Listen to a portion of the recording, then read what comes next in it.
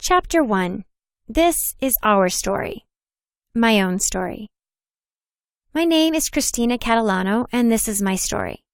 My story is a story that many people can relate to, but some may relate to even more or even less. The bullying that occurred in my story is something that has happened to millions of people. For this reason, I feel even more honored to be able to write about it and have this kind of platform. I don't want to claim that I speak for all people who have ever been bullied or even the majority of them. But there's just something about going through bullying that places a fire in your heart, a spark in your soul like no other. With this fire and with this spark, people who've been bullied have the ability to pull through. I'd like to think that we all share this spark somehow, in some way. This is how I found my spark and allowed for it to keep shining even years after the bullying occurred. It all started back in kindergarten for me. Yes, all the way back to when I was just 5 years old. Growing up in the central New Jersey area, I thought I fit in just fine with all the other kids. Being in a predominantly Italian neighborhood, everyone had the similar features of brown hair and olive skin. However, there was something about me that the other kids just simply did not have. I was extremely shy, to the point of not talking unless the teacher or another kid spoke to me. Looking back from that perspective, the shyness made me an extremely vulnerable target. I remember going to school one day and one kid making fun of me for doing everything wrong for a group project we were working on. I was in charge of cutting out shapes from the paper, and he was in charge of coloring them in. According to this kid Eric, I did not know how to correctly cut. Even though I remember that I was cutting correctly, the teacher even stopped by and complimented me on the good job I was doing. Now, this all sounds harmless, right? It was not so harmless when Eric kept berating me about it for the entire day. Thinking that the bullying was over, I went into school the next day, feeling everything was going to be okay. But it wasn't. Eric began bullying me on a daily basis. First, it started with him making a mean comment or two throughout the day. It then progressed into him following me around saying mean comments all day long. Some people may think that this bullying still sounds quite harmless. However, it escalated to the point that Eric's friends noticed the bullying and noticed my vulnerability. I'm going to make a point right here before I continue on with my story. In most, if not all cases of bullying, no matter where it is occurring or what type it is, when people see that you're being bullied by one person, they join in because they see that that victim is vulnerable to be targeted. So once Eric's friends noticed my vulnerability, they too joined in. I will never forget my mother making calls on my behalf to the teacher, the administrators, even to the school district itself. Nothing worked. I distinctly remember sitting by the phone with my mother. I was crying while she tried to call someone for guidance and help on how to deal with the situation. This was in the early 90s, and being bullied was considered a rite of passage back then. And to be honest with you, I still think that many people see bullying as a rite of passage. Whenever I tell people that I have a charity for kids who are bullied, I get one of two reactions. They either sympathize or they simply do not. This is very telling of society's view of bullying these days. No one would do anything to help me through this difficult time, so much so that the bullying continued on and on. It continued on so progressively that the Eric story is literally one of my only distinct memories of being 5 years old and being in kindergarten. One may think, of course, that the bullying must have ended after I had escaped the wrath of kindergarten and Eric and his friends. No. You see, just like any other kid who lives in a particular school district, Eric and his friends went to the first grade with me, just like other kids in my class. And when bullying is occurring by a group of people to one kid, what do you reasonably think is going to happen when even more kids see that? And they're older and bigger and stronger now. You guessed right. They joined right in. To give you some scope, here is a look at the progression of bullying just from kindergarten into the first grade. Eric, 1 person, beginning of the year. Eric and his friends, 6 people, middle to end of the year. Eric, his friends, and their friends, 20 people, beginning of first grade. Now, do you see something here with the amount of people increasing throughout the year? How could 20 people bully me at the same time and the same place? 20 people is usually an entire first grade class. And yes, you got that right. My entire class joined in on the bullying. I used to sit in the corner of these classes just trying to pay attention to the teacher. To me, A day that went without a snide comment or something bad happening to me was considered a good day. Whenever there was a group project, you bet I was not only picked last, but made fun of the entire time. Whenever someone was forced to sit next to loser Christina, they of course protested. The entire year of first grade was like a blur to me because the amount of shame and bullying that was placed on me didn't feel real. To be quite frank, to this day, it still doesn't feel real. And as you can imagine, the progression of more bullies added on and on as the years went by. Here's another look at the estimation of the added victimizers throughout the years. First grade, about 20 people. Second grade, about 40 people. Fifth grade, half of the school. Why did I just write essentially a whole school for the fifth grade? Think about it.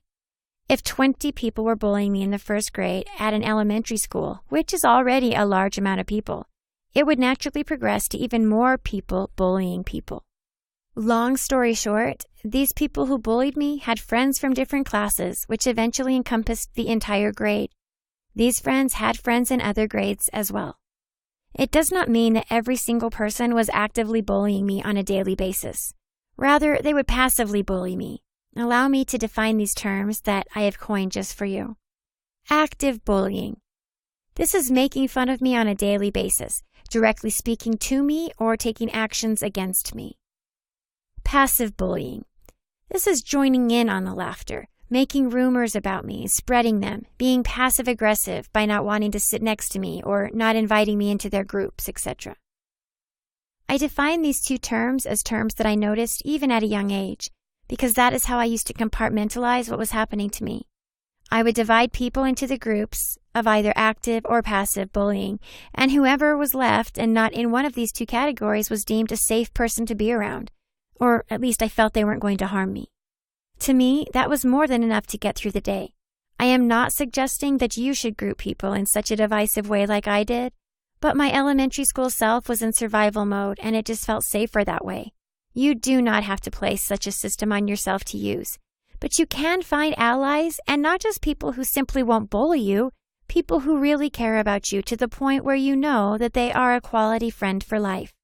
These quality friends are the people who are really going to get you through. They will be a shoulder to cry on when no one else is there. They will be that friendly face amongst the face of the mean crowd of people. They will actually help you learn about authentic relationships, which are lessons that most people will not learn until they are much older because they are so focused on fitting in and being cool and in being a person they really are not just to please everyone else. So use this opportunity as a tool to find quality people, and in turn, you will find yourself. For me, middle school was a heightened experience of elementary school because the people who started 6th grade already knew who I was and had already deemed me a loser. By then, the looks that helped me fit in were now beginning to stand out, and to my bullies, this was not a good thing. Social media was becoming something that was very real and made the person feel even more imprisoned in their environment. So naturally, my bullies took the opportunity to further torture me on AOL. Every day, I was inundated with messages from people who were not those allies that I was just telling you about. These people wanted to gather any and all information about me just to hurt me. Their goal was to make me feel even lower about myself than I already did. It made me feel even more closely watched when I was at school.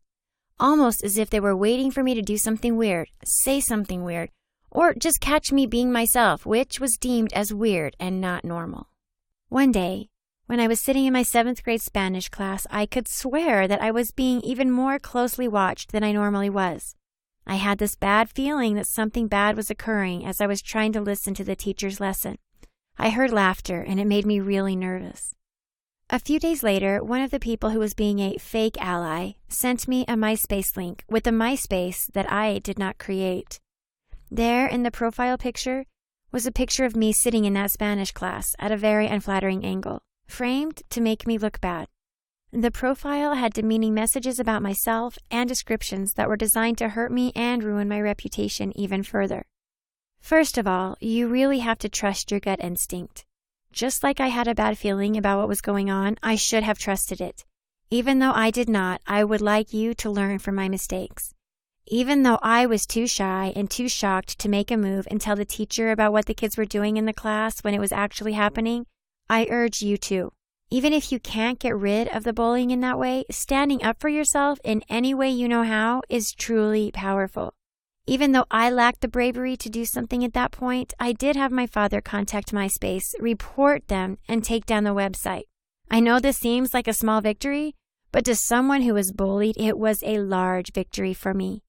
Keep in mind that there were no guidelines or laws to protect bullied kids back then, so this was even more powerful than it would be today. Even though the bullying did not come to a halt in any way, I felt like my voice mattered. Always keep in mind that small victories count because that is where the larger victories will eventually happen. You need all the confidence you can get to get through this. With this confidence came a new passion for me, a desire to stop bullying. I had such a desire that people were noticing that I was becoming a new person. I began to watch inspirational movies and videos, listen to inspirational songs, and really think about my purpose. This is what I figured. Although I couldn't stop the bullying, I could get ahead of the game and use the fuel from their anger to help me find myself. It may seem quite eloquent for a 13-year-old to think, but at the time it was a survival tactic. This survival tactic slowly just became a part of who I was. During classes, I would dream of the things I would get to do once I got out of that school. I started to enter dreamland essentially the majority of the day in order to escape the bullying.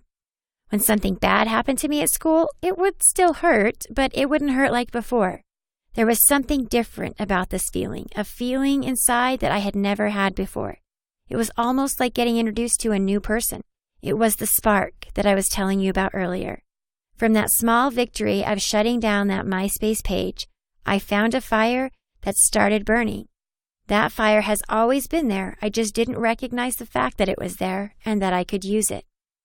I used the power of positivity to change my world, and therefore my world really did change. It didn't matter what was going on in the outside world for me because it was the way that I reacted to it that would decide my fate. Even though the bullying never ended in middle school for me, I felt safer, and some of those people also treated me differently. It was just this spark that wouldn't go away. Interestingly enough, high school started very differently for me than elementary and middle school had. From 8th grade till right before high school started, I had a growth spurt, and I was growing more and more into a young woman. Coupled with my desire to work out and take care of my body, deriving from that inspiration in middle school, I was becoming a new person in the eyes of my peers, the person that I began to see when the spark lit for the first time in middle school. For the first time in my life, I was actually considered attractive. It was something that I had always wanted to be, but little did I know that it would come with its own challenges that I never thought would ever be the case. Because I was deemed attractive by my peers, I was getting more attention from people. Popular girls wanted to be my friends, and popular guys even took an interest in me. I felt worthy of this attention until I saw what came with the attention. The popular crowd wanted me to become a different person so I could fit in with them. For example, I was asked to make fun of a special needs kid, and I felt disgusted. I was asked to come to parties and engage in inappropriate behavior for teens in my age group, and to do things that I did not feel comfortable doing.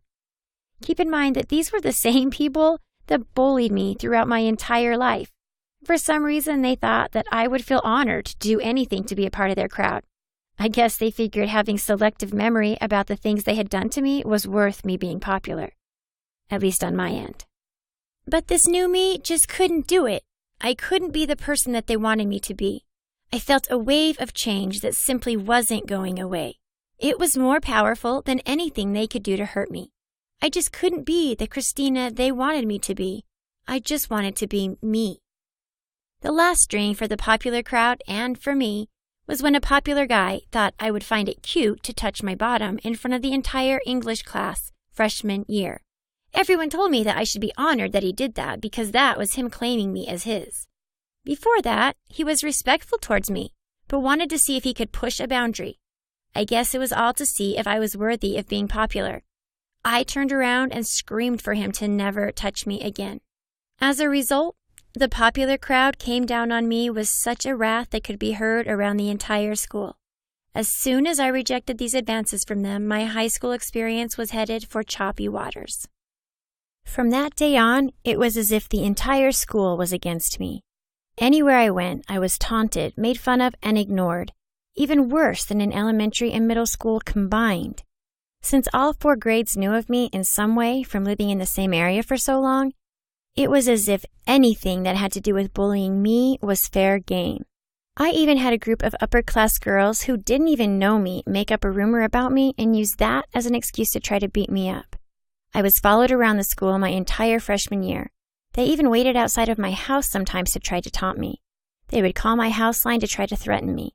Now, you have to keep in mind, reader, that there were still no guidelines for bullying at this point. There was nothing anyone was willing to do for me. Not the teachers, not the administrators, not the police, no one. I was all alone. It took me a long time during high school to figure out an action plan. In middle school, it was so much easier. Eventually, though, I came back to my place of authenticity, my place of self. It proved to be much more difficult than it was at any other time for me to do. Every day, I had to go back to a place of thinking, a place of dreams. I will tell you, and to this day anyone who asks, my dreams were the only thing that kept me sane during this time in high school. Unlike middle school, the bullying did not lessen after I had another moment of reigniting my spark. But I had a choice. I knew the bullying would never stop, and I could let it drain me, or I could let it inspire me. I chose to let it inspire me. I do not believe in writing unrealistic endings for my readers and then allowing them to think life becomes ideal. So, this is not to say that I was not affected by the bullying at all. I was. I actually felt very scared and unsafe to attend school. And there were times where I would pretend to be sick and lie to my parents about it so I would not have to go to school. Some days, it was easier to go to the bathroom for the entire lunch period, just so I could avoid having to find a place to sit. There were times I would eat in the bathroom if I was that hungry. I would find hiding spots and just rock myself back and forth, telling myself there was a reason this was happening to me, that there was a bigger purpose than the one that I could see at the moment. During these moments, I dreamed of being the real me and having purpose. I dreamed of going to Harvard and making a real difference. I had terrible grades and was labeled as stupid by everyone.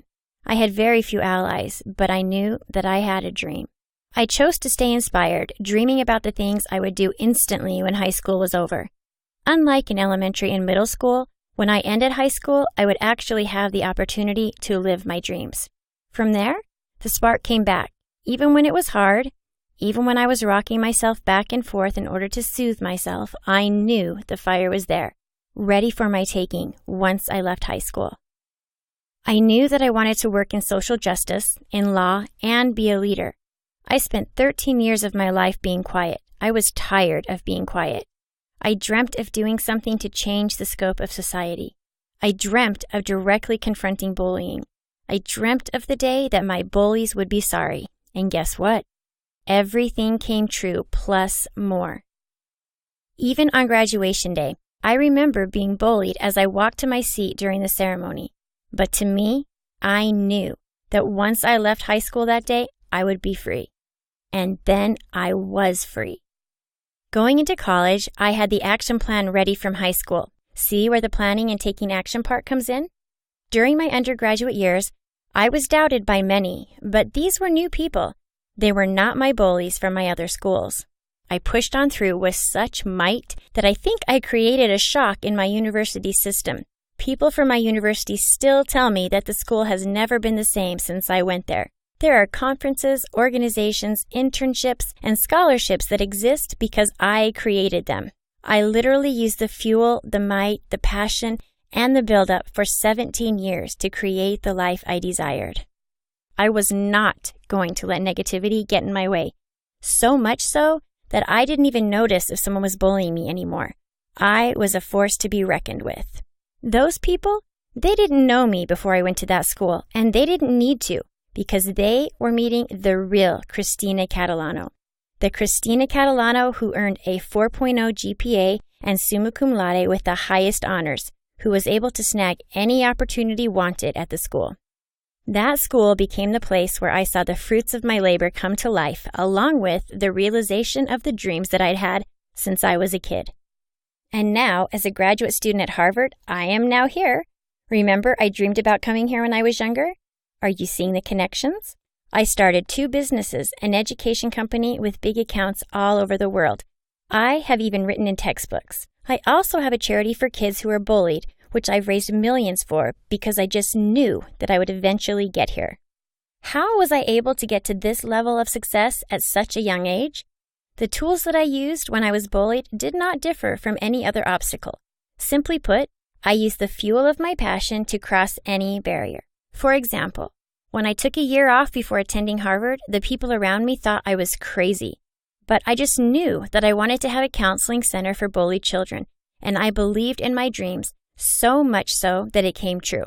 Coupled with the hard work, the obstacles to get there, and other barriers. We will touch on that topic in a later chapter, but you will see how you can apply these methods to anything happening in your life, or anything you wish would happen in your life, and it doesn't matter what it is.